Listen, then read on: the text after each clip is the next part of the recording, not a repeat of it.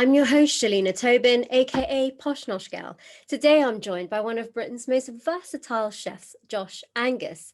During a career that's seen him working in Michelin-starred kitchens, being a development chef and a private chef, Josh has acquired a myriad of skills that he puts to great use in the fabulous Michelin-starred Hyde restaurant in London.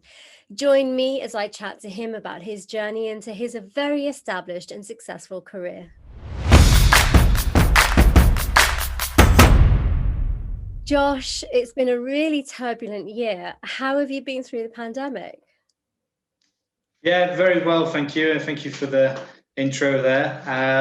It's been good. I mean, obviously, it's been very tough times for the industry and for everyone involved, but not just our industry, everyone. But I think we've had tough times, but we've come out strong. We've done everything we can to keep going. So I'm happy with what we've done over the time. Yeah, and I mean, is it you've been focusing on Hideaway solely? So Hide at Home is what we were doing mainly, and then we opened Hideaway pretty much in lockdown, to be honest. So we opened Hideaway as well. So we were quite focused on that, but then I was more predominantly on Hide at Home, which is our takeaway delivery service that we've had throughout all three lockdowns. So yeah. Yeah, we've actually ordered it, and it's a brilliant kit. We really enjoyed it. And is it something that you're going to continue to do once we open up fully? So no, not really. We've kind of come to the decision that I've had a long time doing takeaways. It's justified. We kind of justified what we wanted it to do, and we just want to concentrate back on the restaurant now. It was fun while it lasted, but I think I've kind of had enough of takeaway boxes and stuff, and I want to concentrate back on the plates and doing what we do best and cooking back in the restaurant, to be honest. Okay, amazing. That sounds good, and we can't wait to come and eat at the restaurant again. So you had a really interesting start to your career in the sense that, I mean, you were head chef in the first two restaurants that you started at, and then you moved on to being a commis chef in Michelin-starred kitchens. Talk to us about how that happened. It's quite interesting, that sort of dynamic. Yeah, so originally from Sheffield, got into cooking a little bit later. Well, 18, I started cooking. Kind of always knew I wanted to be a chef. It's the only thing that really got me interested at school. I was a bit of a naughty boy, or I found more fun in girls and football, I would say, not really education. So there was sports and food technology, the only things that really interested me at school. So I always knew I wanted to be a chef, but I ended up doing my A-levels anyway. As soon as I got 18, went to college in Sheffield. And then I just worked in a few different restaurants in Sheffield. And like I said, I stayed at one place. I was there 2 years. So it was a small little wine bar, probably like two rosette standard, I think it was.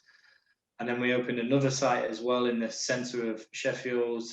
So I ended up becoming like head chef of both little wine bars. Small place, probably 5 chefs in both kitchens altogether, so very, very small. Yeah. I think I was 20 maybe or 21, and I was just like, what am I doing? I've been cooking for 2-3 years, maybe something like that. I was just like, I need to make a decision now to really focus on what I want to do. So I ended up applying for, I think it was 10 Michelin restaurants or something, like a couple of 2 stars, 3 stars. Ones back in the day, like Le Gavroche, Le Manoir, the Vineyard, I think it was. So yeah, we're talking quite a long time ago now. But then I just applied to them all, and I had a few different trials at a few of them. Went to Gordon Ramsay's, got offered a job there. But then I ended up choosing Le Manoir, and obviously went in as a commis chef, yeah, like you said. So big drop from head chef to commis chef. Yeah. 11 grand pay cut, so that was a nice surprise as well. But it was the best decision I've made, and literally I've not looked back, and I've not I've worked in a Michelin kitchen ever since. I've not worked in Michelin, if that makes sense. Yeah. Yeah, so it's just amazing experience and got me, I don't know, just opened my eyes up to what food can actually be. I mean, I was probably cooking here, and then you can just go straight to here or even higher, and it was just, yeah, it just opens up your eyes. I mean, there's so much you can do with food or so little, and yeah, it's an amazing experience. And so for you, I mean, it's quite interesting because what was it that opened your eyes up to a better way of cooking? Because I mean, as far as a young 20-year-old guy, you're probably thinking, I've made it. I'm already head chef of two places. What Yeah. was the trigger that made you think, well, actually, there's so much more to this. There's you were focusing more about, the quality of your cooking as opposed to the kind of role that you could achieve. So how did you get there? Had you been, dining out in Michelin starred restaurants that made you realize there was a massive difference in quality of food? Um, no, not really. I mean, because where I'm from, Sheffield, unfortunately, there isn't massive amount of.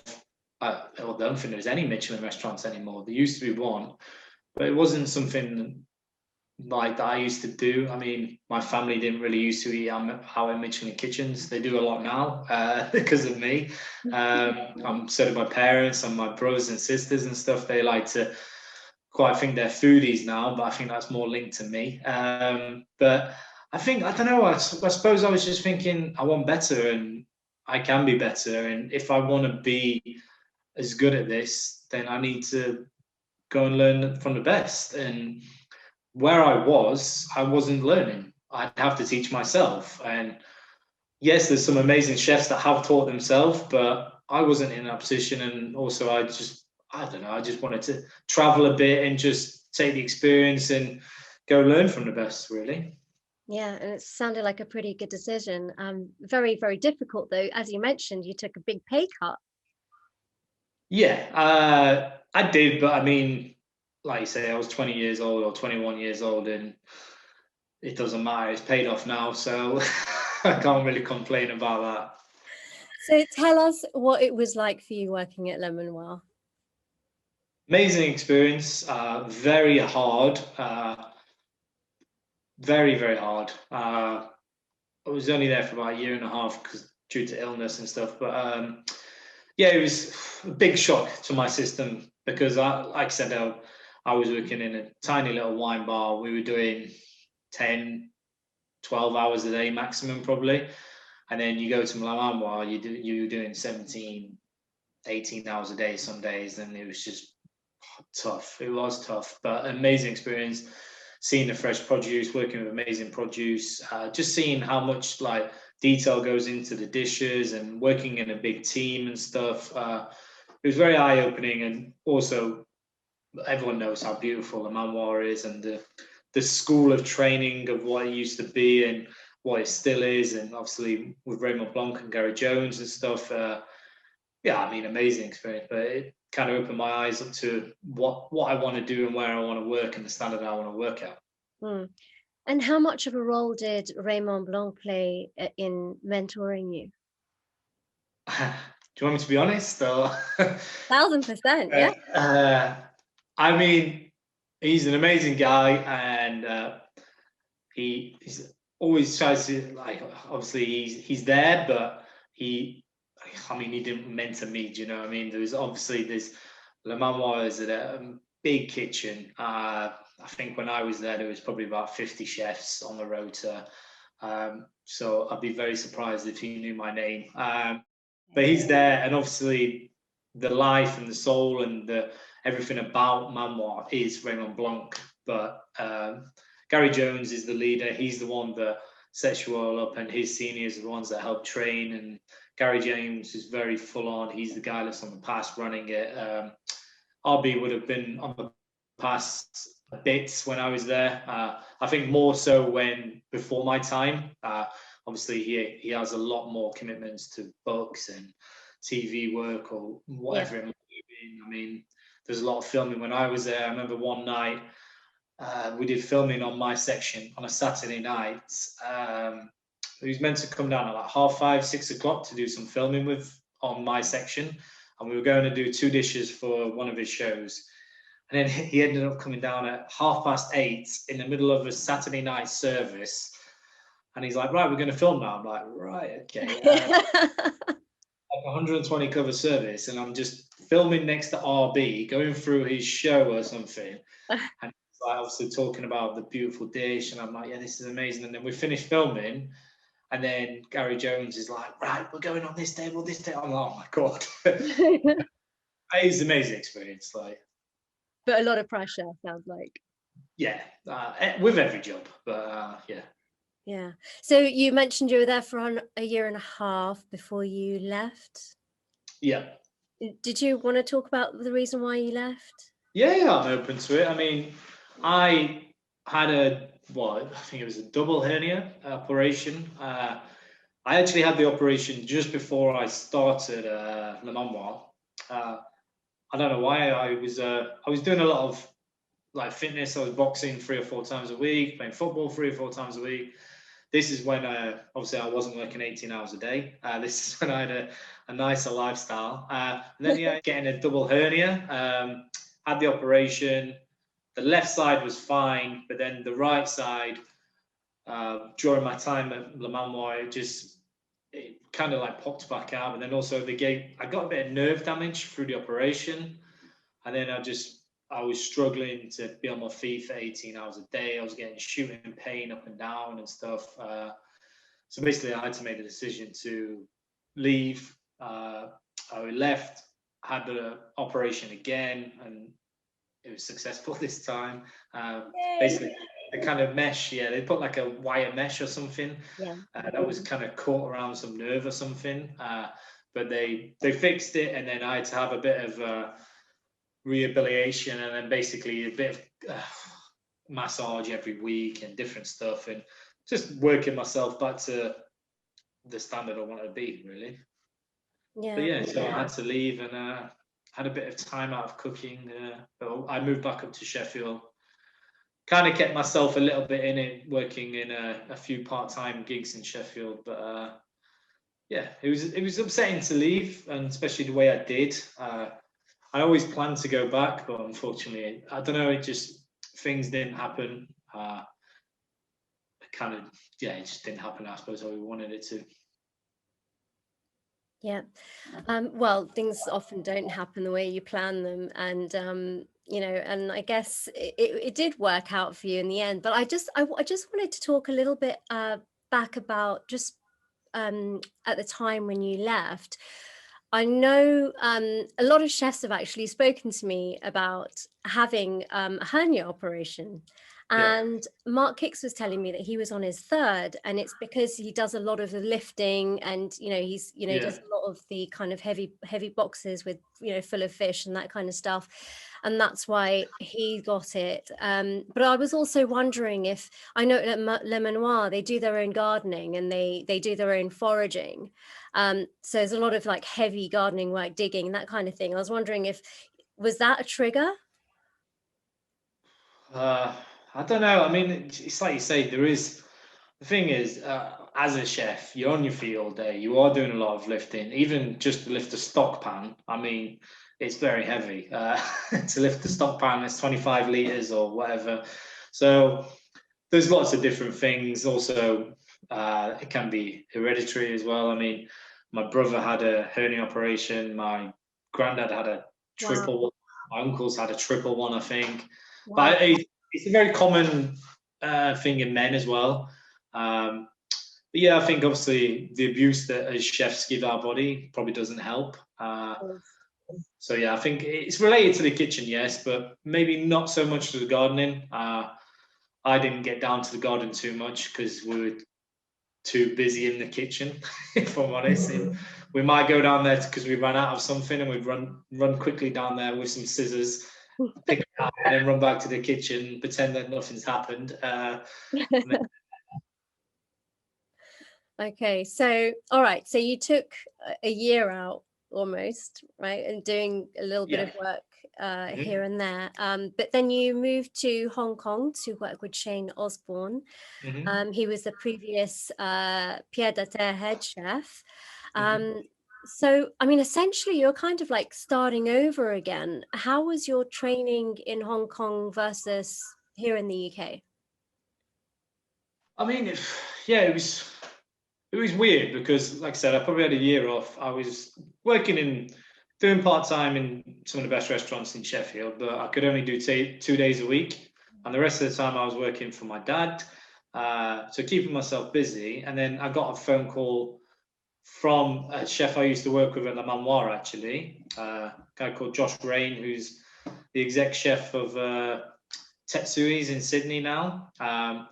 And he offered me like to go out to Hong Kong, and yeah, it was kind of a lifeline, and it got me back into it. And I don't know, I went out there thinking it was only with 3 months, and it was obviously longer. But the training, I guess, I was just kind of thrown into it. And I don't know, it was a bit more confidence about me, maybe because I was a little bit older. I think I was 24 by then or something. I can't remember too much, but yeah, and he was just kind of like, right, you're on garnish. I was like, all right, cool. And then we just got on with it. It was probably more I was training then because the standard of chefs out there weren't as high. That's why Shane brought some English lads over there to help him set the restaurant up.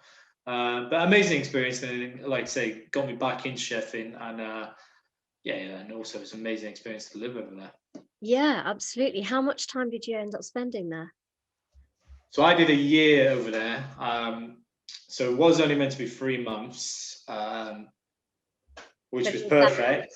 Yeah.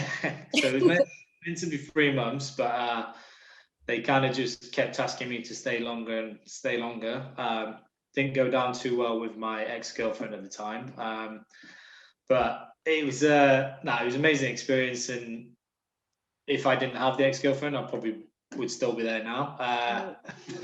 But no, it was an amazing experience. And yeah, he's just a year I did, and then moved to London after, basically.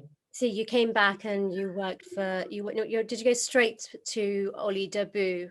Yeah, Okay. that was my next job, basically. And the booze, yeah, it was. I was working with a chef in Hong Kong who's worked at every Michelin place ever. And he was like, "Oh, you should check this place out. It's called Dabu." And I'd not really heard anything about it. He's because obviously Ollie was quite new at that time as well. And he's like, "Yeah, he's an up and coming chef, and I think he just won the Michelin star." So I was like, "Okay, I'll check it out." And then ended up applying there and got the job. And obviously the rest is history, I guess. Had you not met him at Le Manoir? No, so Ollie was before my time.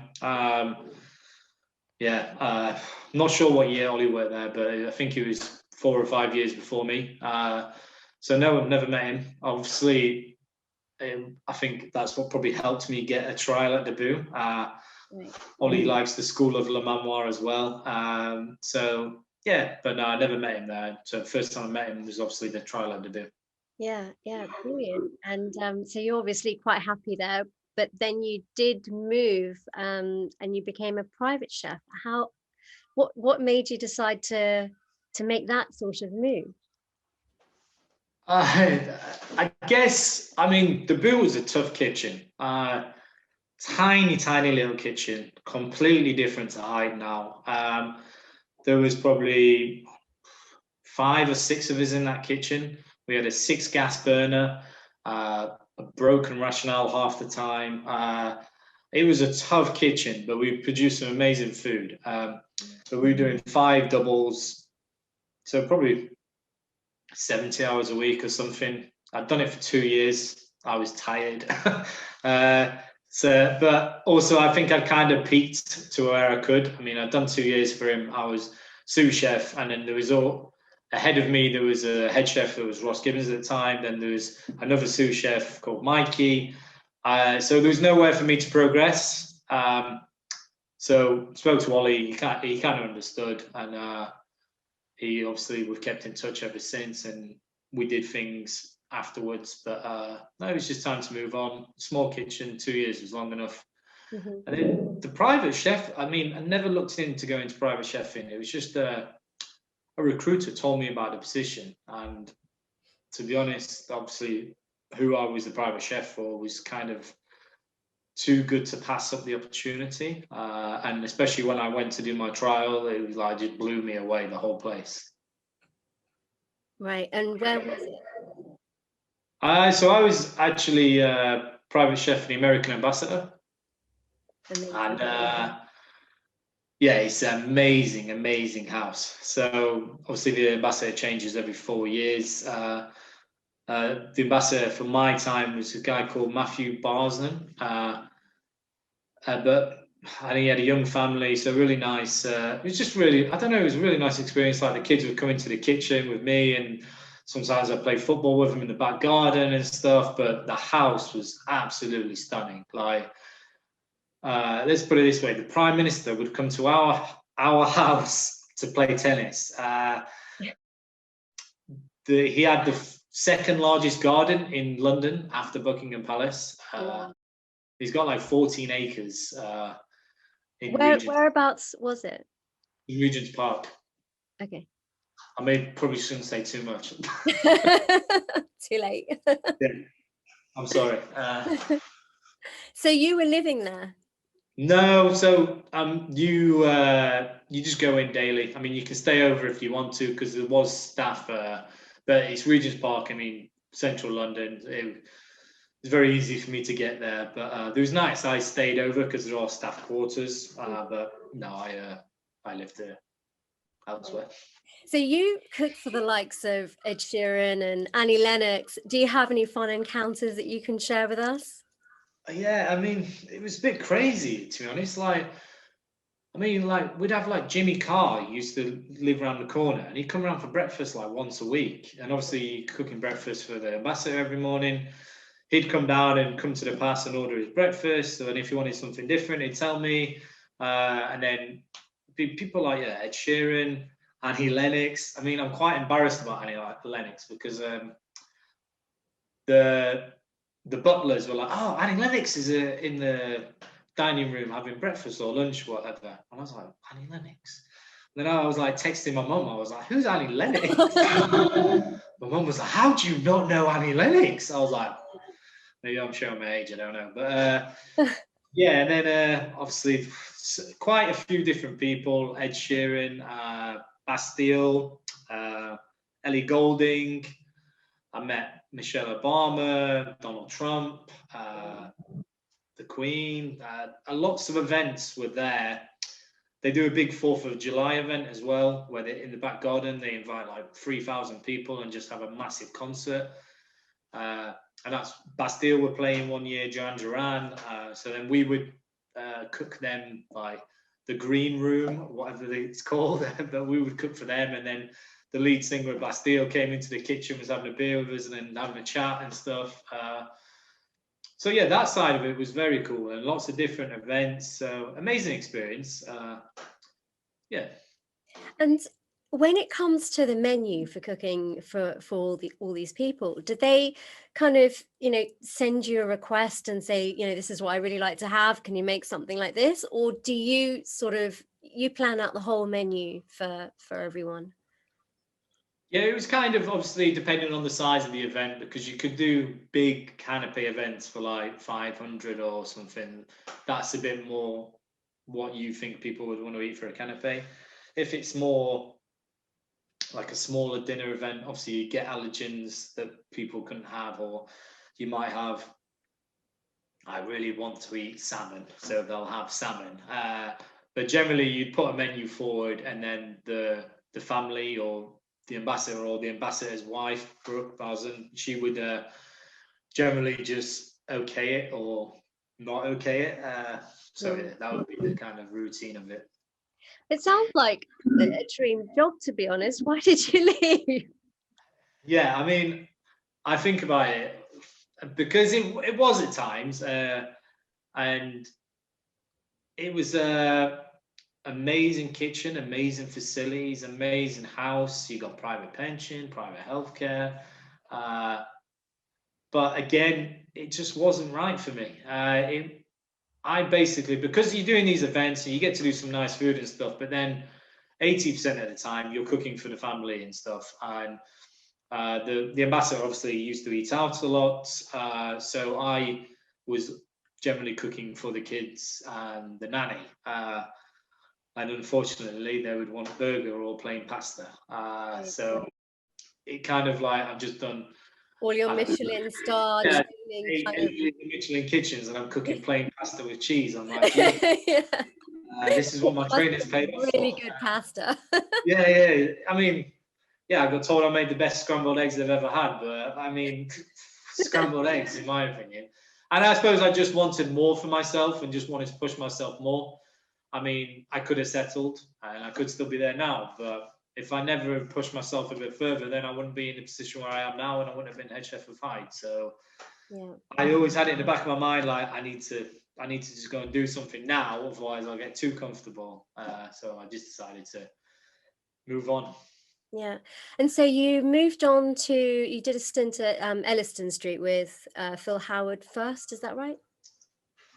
Well, I actually went to Loc Trapier before that, but that was a small stint.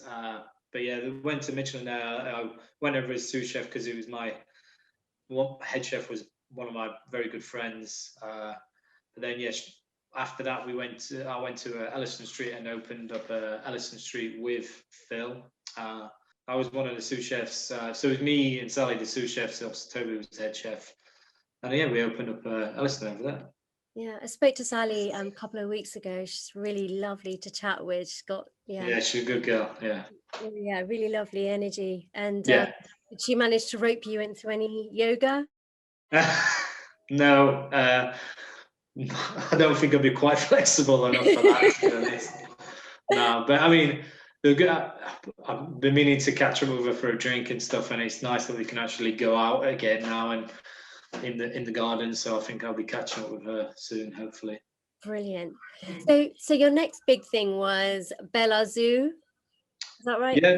Yeah. So development chef for them, and so for anyone that doesn't know what Bella Zoo is, it's a company that creates beautiful food products such as olive oils, tahinis, balsamic vinegar. So Josh, you were involved with the recipe development side of things. Obviously very different to what you're used to, but talk to us about that. Yeah, again, I mean, I think you probably know better than all of us that speaking to so many chefs is chefs get offered jobs from other chefs, or you kind of keep getting offered stuff. So like obviously when I was in the Ambassadors, I got approached for another job, and then I got approached for Phil to Elliston Street, etc., and different things. And then there was kind of the thing here as well. I was at Elliston Street. I got approached for the role at Bella Zoo for the development chef. Ross Gibbons, who used to be the head chef of the Boo, was the development chef at Bella Zoo. He was leaving, and basically he approached me and put me forward for it. And I joined them. Completely different and something that I've never done before, and something that I probably wasn't looking to do, if I'm honest. But the opportunity came up, and I thought, why not? Let's give it a go. Probably something I would look to do maybe when I'm a bit older, like 45. I don't know, when I haven't got anything left in me in the kitchen. But it was an amazing experience because you learn different sides of it. Obviously, I was developing different pestos, different products that they sell, and they're still on sale now, like green olive tapenade and different pestos and zouk paste and different things that they've done. Was the development chef role. They also do different events, so whether it's Taste of London or different events like that, you're on the stand cooking and doing stuff. And then they also have lots of like in-house lunches, so they invite customers over, and then me as a chef, I would cook for them using our products, obviously, and also how it might fit into their restaurant. So you might get a Michelin star chef come in for lunch, or you might get like a Zizi in for lunch, a chain. So there's different ways, and you just used to cook for them and using Bella Zoo products, really. Right. And I mean, obviously they're a massive company. They stock in like Tesco's and Ocado. And are any of your own recipes in there? Yeah, I mean, it's been a while now, but yeah, I think that, like I said, the green olive tapenade, there's different pestos and still things that are still there that I've done. We did the nut range as well, so different nuts I produced for them. So Yeah, I actually was looking through my cupboard and I found this Zug, which we use in, don't know if you can see yeah, this, it's really yeah, bright. Um, yeah, so yeah, use this in tagines and that kind of stuff. And it's yeah. really, really lovely, lovely products. So I guess everyone should just check these out. Um, do you use any of these in hide? Yeah, we do. Yeah, obviously. Oh, you do, amazing. Yeah, because obviously I've got a connection with Belazou, but we use them more for olive oils and olives. We use fig leaf oils are beautiful that they do. But then Rotarissa that they do is amazing. But yeah, different artichokes they do. I mean, they've got hundreds and hundreds of products, but we do use them at Hyde. Yeah, that Zouk paste as well. My fiance actually developed that one. Oh, So wow. yeah, but she technical director there. So she, before they had a development chef, her department would develop all the different products. Right. Is she trained as a chef? No, so she's trained as a chemist. Wow, how interesting. Yes, so she knows all the food science behind it. So I got to learn a little bit of that. But no, they're trained as obviously the preservatives and the salt levels, etc. It needs to have to work. But no, not trained as a chef, but she knows how to make a good pesto and a good paste. Brilliant. That's super interesting. And so we're on to Hyde. You moved into Hyde Ground and back with Oli Dabu. And at this point, you've been a Michelin-starred chef, a private chef, development chef. So your experience and your grounding to lead this kitchen is very well rounded and spot on. Yeah, I think as well, the good thing about Bella Zoo, it kind of opened me up to a different kind of management style a bit. Because obviously, like you said, it's a massive company, and how their systems they do is obviously a lot more corporate than what kitchens do. I mean, they have one-to-one meetings every month and different things like that. And I suppose it's given me a bit more structure.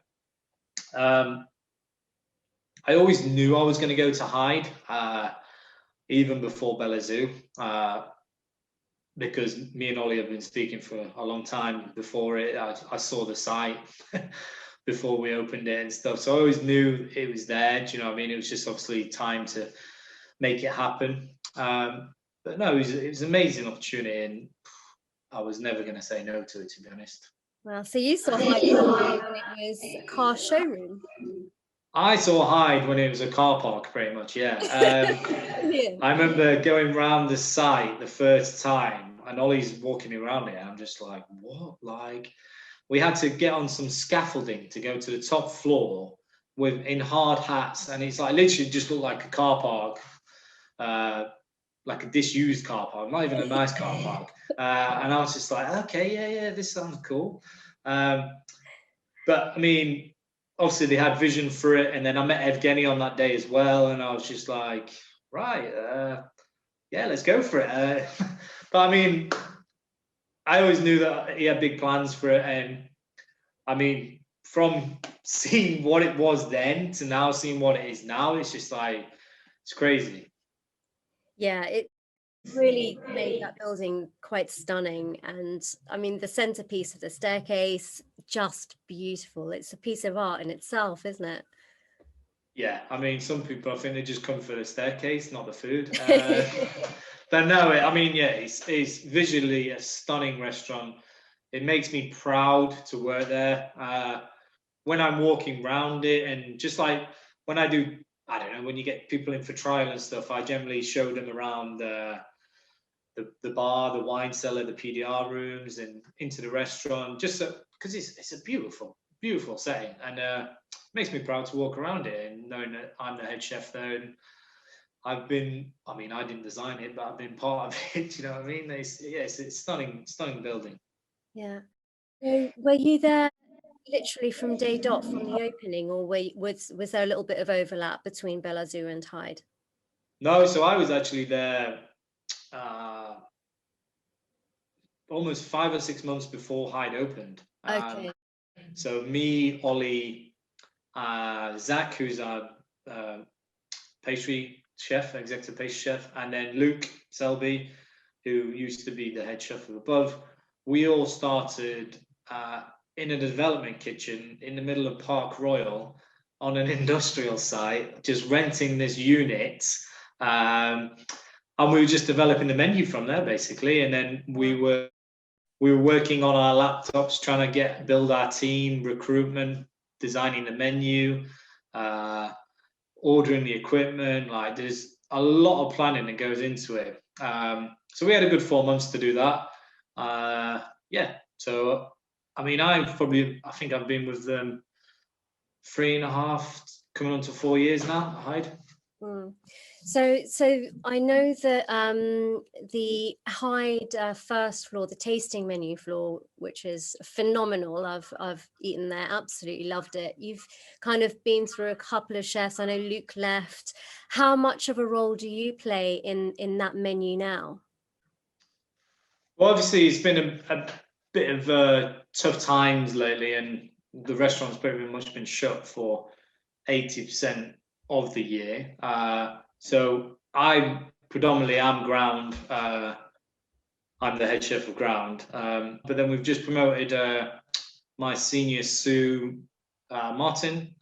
He's going to be taking over as head chef and above. With I will be kind of overseeing it slightly, supporting role, and all kind of have like a one team kind of feel to it. Martin is more than capable of doing this. He deserves it more than anyone. He's worked with me from day one. Been pretty much my number two from day one. Amazing chef. So me and Ollie decided to promote him for the role. But I think before I didn't really have much of an influence or anything to do with Above. But going forward now, I will have a bit to do with it. I mean, predominantly, most of my role will still be on the ground. It's a bigger kitchen, it's a bigger role. It's a lot more chefs down there, but I will be assisting in Above, just helping out when needed. And then, I mean, would you say that your role is more delegation and management of the team as opposed to actual cooking? I think, yeah, I mean, it always has been, to be honest. It's such a beast, Hyde. I mean, obviously we've got Ollie, who's the exec chef of both floors, so he's very much in charge of above ground, pastry, everything. Very organizes all the food, dishes, obviously his. But then just getting all the systems in place and different operations, etc., is kind of always been more my role.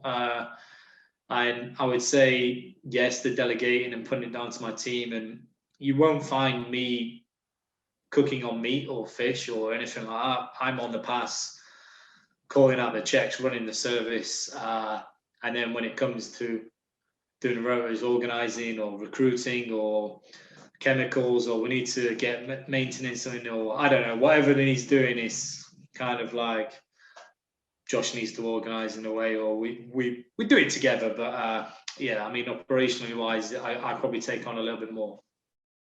Have you guys changed things around and reflected on maybe what you were serving before and the new things that you could possibly do? I guess you would just say recipe development, right? Yeah, I mean, yes and no. So obviously, we haven't opened Above yet. Well, we haven't opened anything yet because we're still locked down. We actually opened the terrace this week, so we've got 6 or 7 tables outside. So we basically can't. We haven't really pushed forward the menus for Above and stuff. So Martin's not had his chance to get up there yet.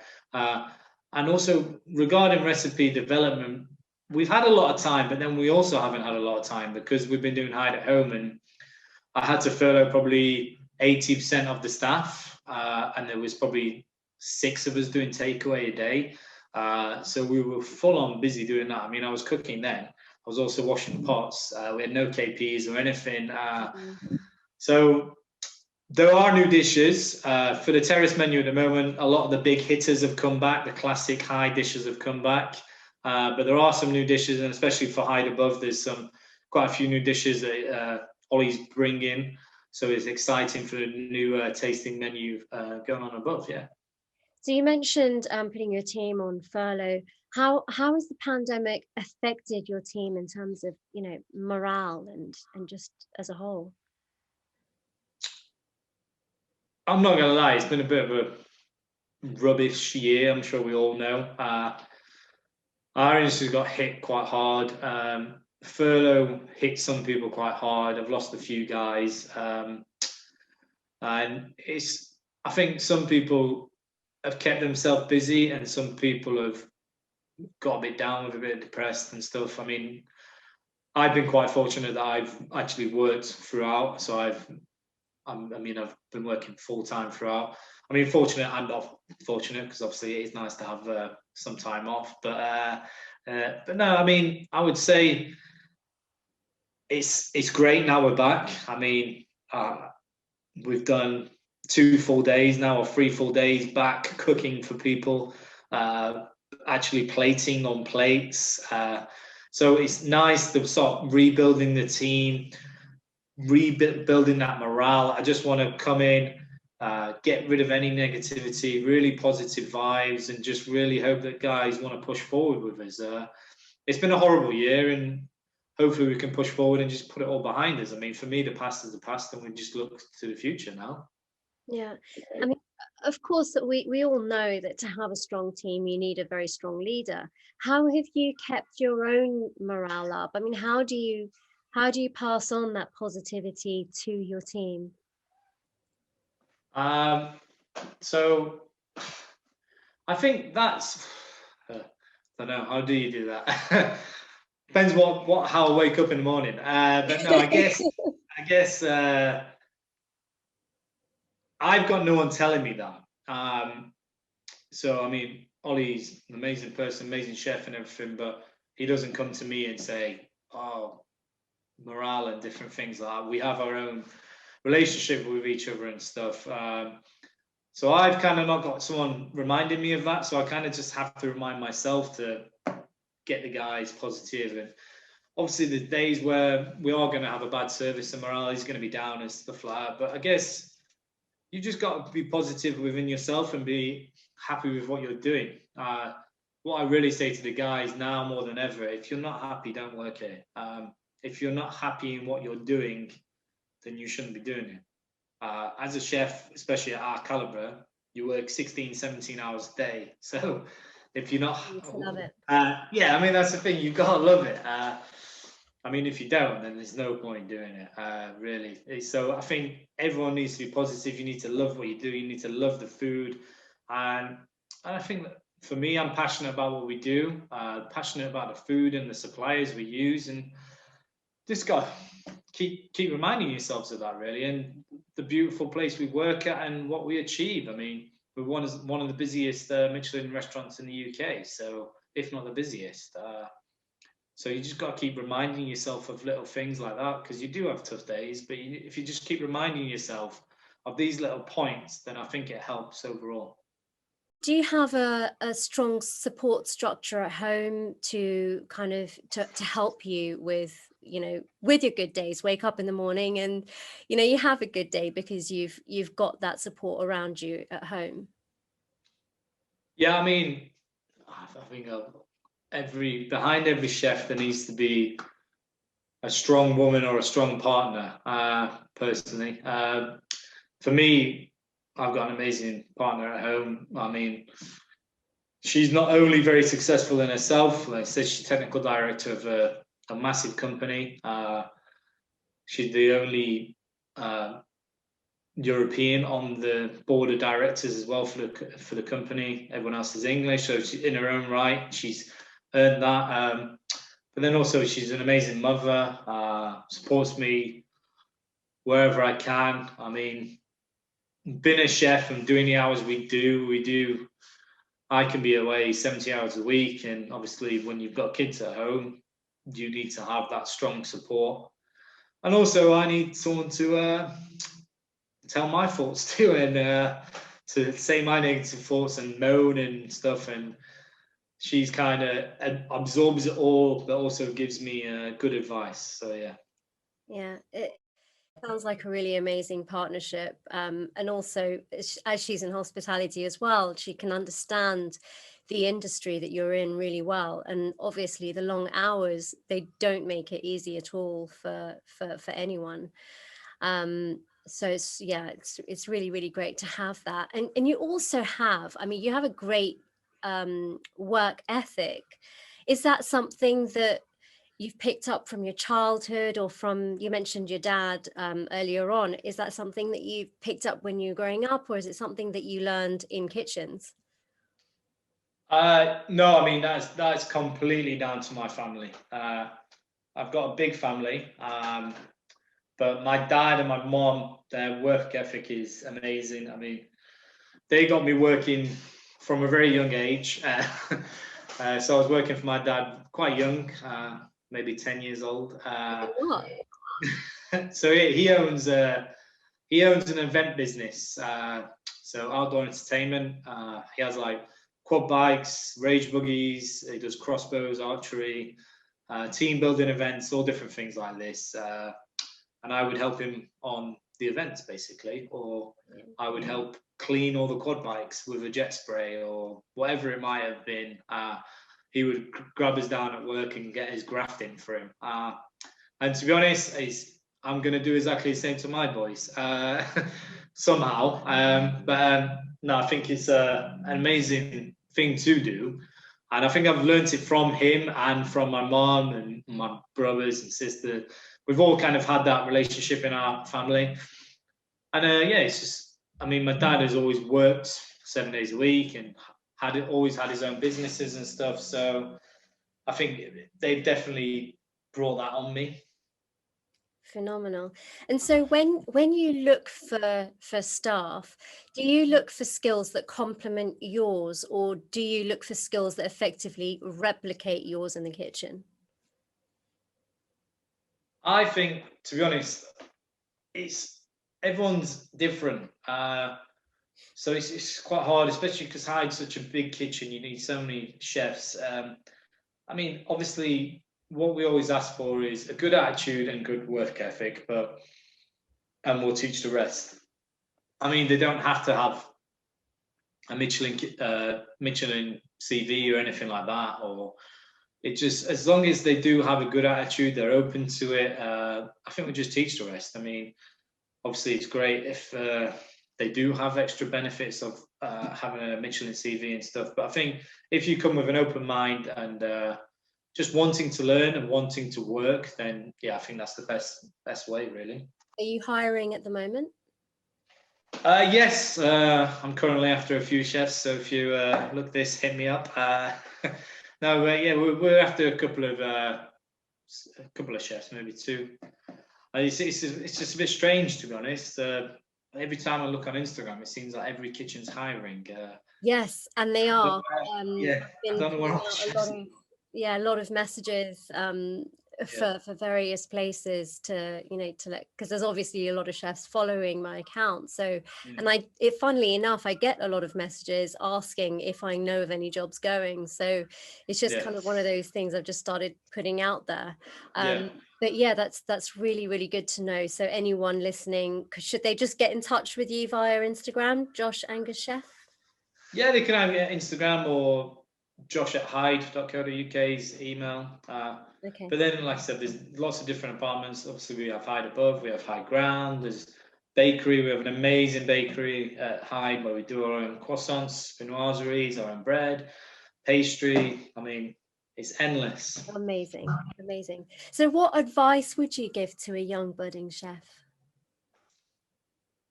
Advice, I would say, kind of what I mentioned before. I mean, come in open-minded, with a good work ethic, really just wanting to learn as much as you can as well. Keep learning. The amazing thing about our job is like you're just constantly learning. Like I I'm always learning on the job. There's always different recipes to learn. There's always different things. And yeah, just keep asking questions, but also be sure that this is what you want to do. As we've mentioned before, it isn't a job; it's a lifestyle. Especially at our standard, it can take over your life. It can be 70 hours a week, so you need to be positive that this is what you want to do and you want to dedicate yourself to it. But yeah, just learn, ask questions, and yeah, hopefully that's all you need. Oh, and what's the best advice that you've ever been given? That's a question. I guess just asking questions and just keep reading up and stuff like that. Really, there's no one specific thing. It's just more keep asking questions, especially if you don't know as well. I mean, the worst thing you could do is do something wrong because you don't know and you end up looking stupid. I would say, yeah, probably just keep asking questions is probably my best advice I've been given. Yeah. Can't name the chef, sorry. Well, as you said, there's quite a few different people. So, yeah. And so, is there an industry figure that you most admire? I have to say, obviously, Ollie is very up there. I've worked with Ollie for maybe coming up to 6 years now, I'd say. We've, he's become a great mentor and seeing his food style develop as well. What we did at Debut was great, but I think what we do at Hyde is just amazing. And he keeps developing different ways and his style. And obviously, Debut, we had a certain style and we were limited to what we could do in that such small space. But Ollie has a very hard job of, obviously, with our influence and with us helping him as the senior chefs, but he has to create dishes for Hyde Above, Hyde Ground, the bakery, pastry, Hideaway. And to be honest, it's pretty endless. He keeps developing and stuff like that, which is amazing that we keep doing it all together. But we sometimes just try a dish once and it's just bang on. And sometimes when he does that, I think his flavors are amazing. It just shows how intellectual he is, that he can just write up a recipe and it's bang on straight away. But no, obviously Ollie's very much up there. I've said before in interviews, bit of a cliche, but Gordon Ramsay for me. What he's achieved, for one, he's got lots of kids, so he's a family man, obviously. He's obviously earned the highest accolade of 3 stars. At one point, I think he had 18 or 20 Michelin stars. But then also he's had an amazing career with books and TV. It just feels like there's nothing he hasn't done. So yeah, obviously I think them two are very high up for me. But there's so many chefs. Tom Kerridge is amazing what he's done as well. Jason Atherton. Simon Rogan. So many chefs that I look up to be honest. Yeah. And where do you see yourself in 5 years from now? Good question. Working as Belazua, development chef. No, I'm joking. You said that was at the age of 45, so yeah, I'm not going to be 45 in 5 years. No. I don't know. I keep asking myself this because just somewhere happy. I haven't really thought about it, if I'm honest. I'm happy in where I am. I'm happy in what I'm doing. I keep thinking to myself, do I want to open my own place? I'm like, I do want to do it because, like I said, my parents have always owned their own business. So it's kind of makes me want to open my own business, but then also doesn't want me to own my own business because I see how much it takes over your life. I don't know. I'd like to obviously still be working at the level that we're working in, Michelin star, whether it's my own and not with Hyde. To answer the question is, I just don't know. As long as I'm happy somewhere and keep developing the food that we're doing and just happy with what we're achieving, then that's it. I mean, I'm living each day by it comes. I mean, who knows what's around the corner? I am on a good thing at Hyde. It's an amazing place to work. Amazing to work with Ollie and different guys we've got on board. Zach, Martin. It's an amazing place to work there. I've got some amazing sous chefs, Yanis, Dave. I mean, the list is endless. Do you know what I mean? And I said, just embrace it for what it is and live each day by each day. I mean, I'm happy at home. I've got an amazing family, and also you don't know what's around the corner. I mean, COVID hit us and they stopped the industry for almost a year. So what's the point in planning? Let's just live day by day and enjoy what we do. Yeah, absolutely. Well, on that note, it has been such a fun interview. I've really enjoyed chatting with you, Josh. One last question, which is, tell me something I couldn't possibly know about yourself. Okay, so I've been thinking hard about this one actually, and I was thinking hard. I was like, crap, I've had a boring life. There's one thing, it's very similar to Ollie's as well, actually. But I don't know if you do know this, but I'm due to have another son in 7 weeks. Congratulations. So having another little boy in 1st of June, he's due to join my other little one. So I've got another boy at 16 months at the moment. And then I'm stepfather to 2 other kids. So it'll be our 4th child. Wow. Yeah. So no, I would say obviously that's something I don't know if you knew about me. Didn't know that. Sounds like you got a house full and lots of fun. Exactly. And then trying to learn a bit of Spanish. I've been putting it off for as long as I can. But my fiance is Spanish. She was born in the Basque Country. It turns out that my little son Milo, who's 16 months, now speaks more Spanish than me. So I think it's time that I need to start planning on doing that. So little bits of that, really. I was listening to Jay Rayner's podcast, and he spoke about a company called Babbel that helps people learn languages. And there's something amazing about it. I don't know what it is. I haven't tried it, but that was advertised. So I just thought I'd share that with you. Check it out. Yeah, check it out. Well, Josh, thank you for your time. It's been so much fun. The hours just whizzed by. Yeah.